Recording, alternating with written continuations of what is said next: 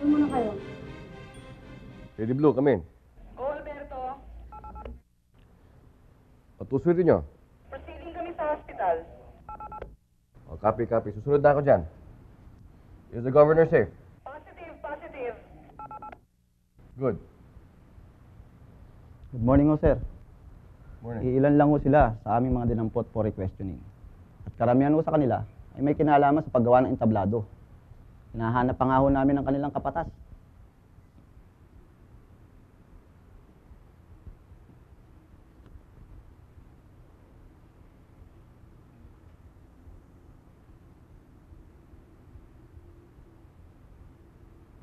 Taga rito ka ba? Dahil lang yan, sir.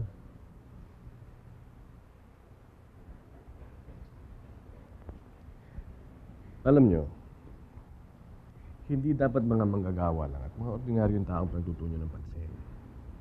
Dapat siguro hanapin nyo kung sino namamahala dito sa pagdiriwang na to. Pero, sir, kapatid niyo ang project director ng ating pista. Kaya nga, hindi ho ba baka maipaliwanag dyan ng usok ano nangyayari dito? Alam nyo, pakiusap ko lang sana na ayusin natin ang trabaho natin. Ayoko lang ho yung baka malagay sa kahihiyan yung pamilya. Pabayaan niyo, sir. Gawin namin magagawa namin. Umasa po kayo.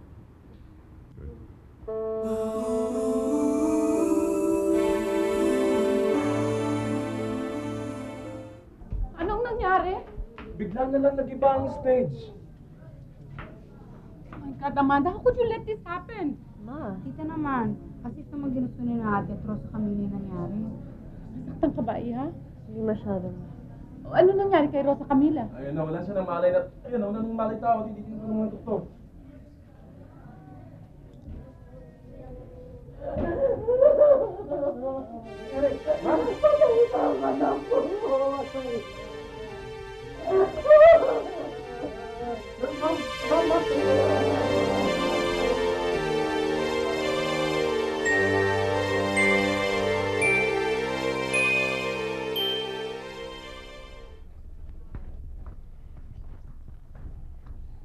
Salamat ka dito.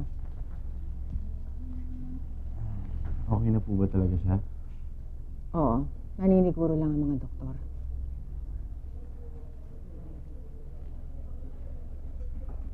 Carlito, huwag mo sanang mamasamain na. Kaya lang baka datnan ka ni Leandro rito. Ayoko nang dagdagan pa ang problema. Sobra ng pagod ko sa pag-aalala kay Rosa Camila. Intindihan ko po kayo. Sige po, mauna na po ako. Makibanggit na lang po kay Rosa Camila na napadaan ako. Sige.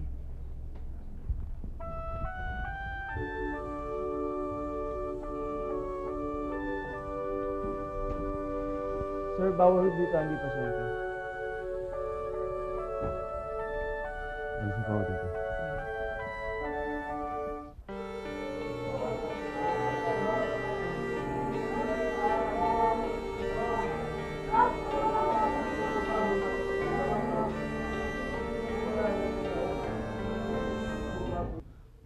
Malaking trahedya itong nangyari. Hindi ka kaya delikado sa mga tao? Day, pakikuha nga yung bag ko. Alam mo, I'm sure, bukas, laman ito lahat ng periodiko. Ngayon pa nga lang nandyan na lahat ng mga TV reporters sa lahat ng sulok ng ospital. Amanda, sabi ng doktor, okay ka na raw. Pwede ka na raw umuwi. Bakit ka nagpa-confine pa? Because we still have to face the press. We? Why should I face the press? Galit pa rin ata sa akin si Luella. Hindi siya ang itinatanong ko, no?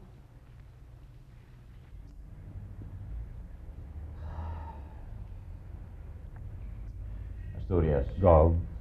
Alamin mo nga sa admitting kung ilan ang mga nasugatan na nakakonfine dito dahil doon sa pagkakagiban ng entablado. Asigustuhin ko ngayon din. Eileen, Yes, sir. ikaw na mag-asikaso sa mga gamit na magina. habang nasa ospital si Rosa Camila. I'll do that right away, Governor. Salamat, Leandro.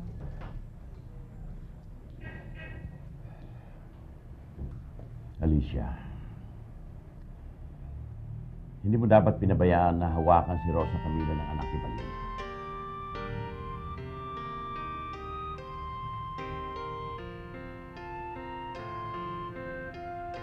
Kinakausap kita, Alicia. Leandro naman, na-aksidente na ang anak mo. Kaligtasan niya ang una kong iniisip. May isip ko pa ba kung ang nagsagip sa kanya kinatutuwaan mo o hindi? Marami kayong mga bodyguard. Dapat, napagbili na ng maayos at hindi kung sino-sino ang humahawak sa anak ko. Dapat siguro nakagbili na ng maigi ang mga tauhan mo nang hindi nagibang ang tablado. Ako ba sinisisi mo?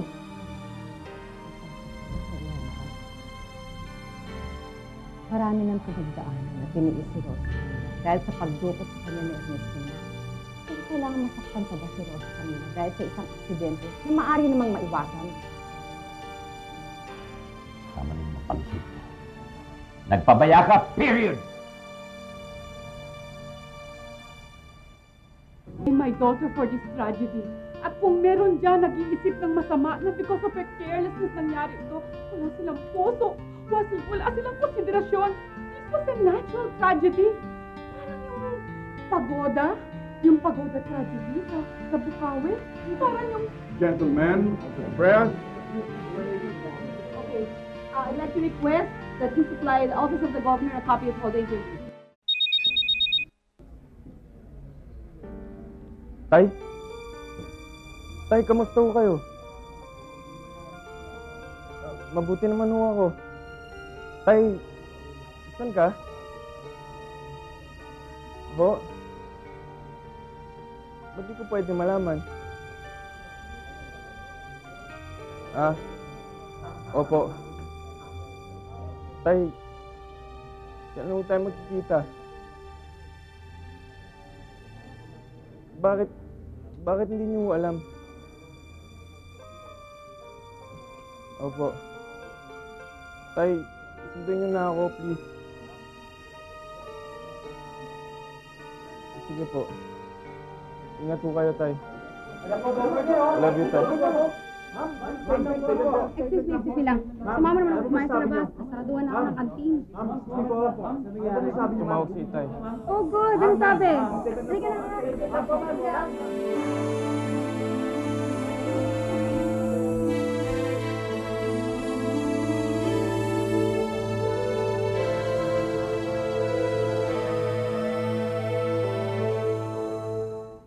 Giveaway na po.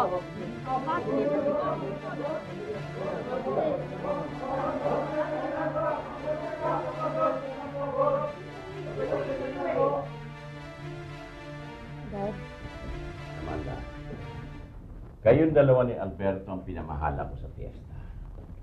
Ano itong sakit ng ulong ibinigay niyo sa akin? Dad, si Amanda may hawak ng special events. Ako naman ang may hawak ng security and logistics. Actually, napruban ko pa nga pati budget niya dyan eh. Leandro, kailangan magpahinga si Amanda. Hindi ka kasali sa usapan, so keep your mouth shut! Hindi rin mapapahinga ang mga nangihingi ng abuloy dahil namatayan o nasaktan ng mga kamag-anakan nila.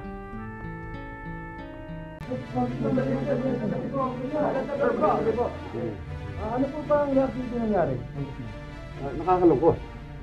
Sir, anak po ni Governor Montemayor ang namahala sa selebrasyon, no?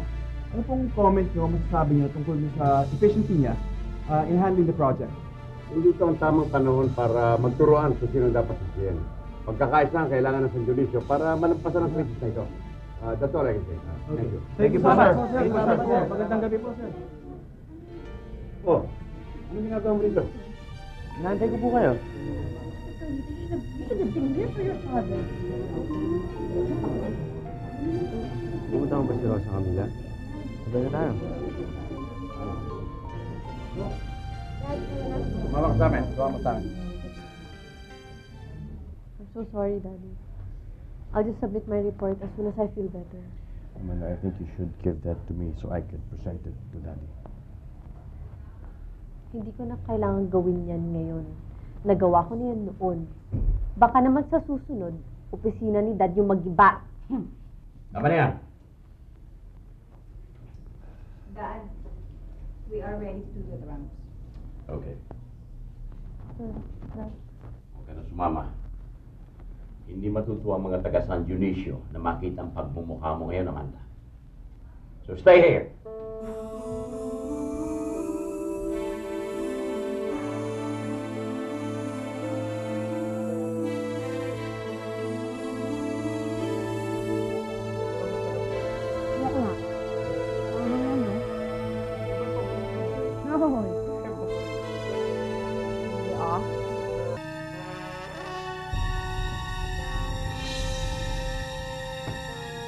Mang Edna, nagulat naman kayo. Mang Edmond, kain mo kayo. Kape na lang. Sige na, umorder na kayo. Libre po kayo. Ito, masarap po. Salamat.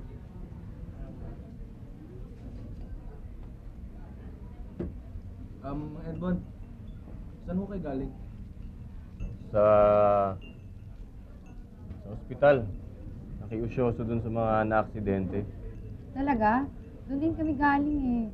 Ba't di namin kayo nakita?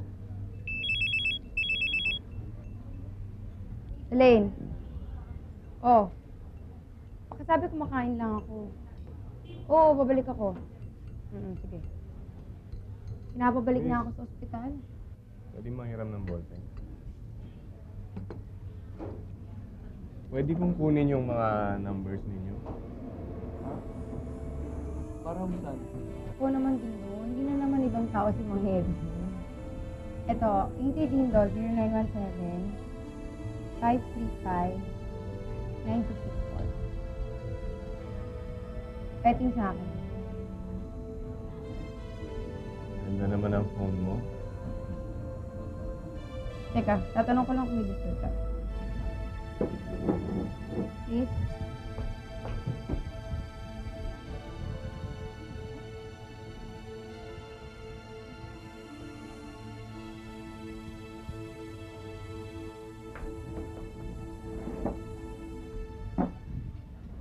Mang Edmund, pag napasyal kayo sa Maynila, tawagan niyo lang kaming Dindo, ha? Kahit sino sa amin, pwede kayo makitira. Salamat. Salamat. Asawa po ako ng kapatid niya sa construction ng entablado. Ano po may paglilingkod ko po sa inyo? Namatay po ang anak ko sa aksidente kanina. Ma'am, tulungan niyo po kami. Wala po kaming ipagpapalibig sa anak ko. Bahala sa inyo.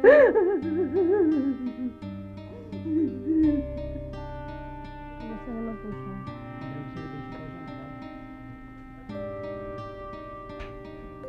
Pasensya na po kayo sa nangyari. Aksidente lang po ang lahat.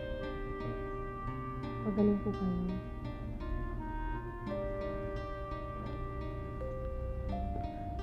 Kamusta naman? Pasensya na sa nangyari, aksidente lang lahat. Kamusta naman po siya? Oh, kumusta kayo? Ito, bigay ni Governor yan. Pasensya na sa nangyari po. Oh, walang anuman. Naman na para sa inyo. Oh, kumusta kayo? Para sa inyo. Bigay ni Governor yan. Para sa inyo. Ay, teka. Meron ka na pala iho, ah. I mean, Hindi pa po. kung hindi pa kanino galing yan? Ay, Gob, dumala po kanina si Congressman Valiente. Asya nga ba? Oo. Ito lang bang ibinigay ni Congressman? Napakakuri po talaga ni Valiente. Ang laki naman ang pondo niya para sa mga emergency katulad dito. Siguro, pinamumulsa. Elaine, petikas natin. Faisal. Kumusta, iho? Masakit? Governor? Ito, Ayan. 5,000 para sa inyo. Thank you! Walang anuman. Ito pa. Thank you!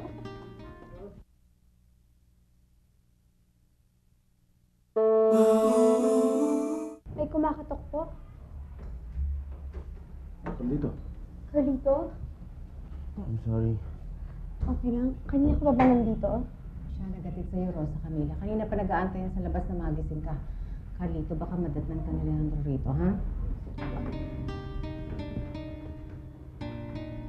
Amanda, hindi ba sinabi ko sa'yo maiwan ka sa kwarto mo? What are you doing here? Hindi tayo dapat na unahan ni Valiente. Bakit pa ang tagal dumating ng mga regalo? Dad, isa-isa pa po yung mga regalo na ilagay sa supot eh. Ang dami naman natin mga tauhan. Leandro, marami rin namang mga supot na kinailangan ihanda. Dapat kasi lagi may nakahandang panregalo. Yes, Dad. Ako, inayos ko pa yung investigation ng aksidente tapos dumaan pa ako ng presinto kanina. Excuses, excuses! Siya ng daddy mo.